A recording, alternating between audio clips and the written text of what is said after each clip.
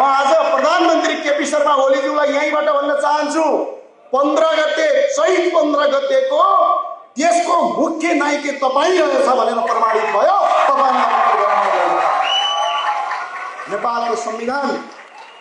नेपालको संविधानले उहाँलाई प्रधानमन्त्री मानेपछि हामीले प्रधानमन्त्री मानेको। प्रधानमन्त्री सबको साझा हुन्छ।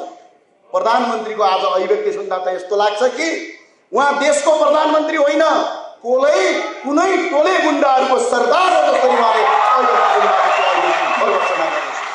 सम्माननीय प्रधानमन्त्रीजीलाई मेरो अपिल छ प्रधानमन्त्रीले हिंसा भट्काउने अभिव्यक्ति दिनुभएको छ।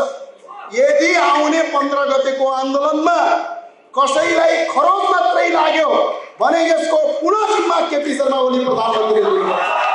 यो किनभने उहाँले भट्काउने अभिव्यक्ति दिनुभएको छ। हामीलाई नेपालको कानुनले आज प्रधानमन्त्रीज्यूलाई भन्न चाहन्छु, नेपालको संविधान, नेपालको कानुन उल्लङ्घन गर्ने तपाईलाई अधिकार छैन। नेपालको संविधानको धारा 270 ले फरक विचार राखेका मान्छेले आफ्नो आमसभा गर्न पाउँछन् भनेको छ। त्यो संविधान पालना गर्नु।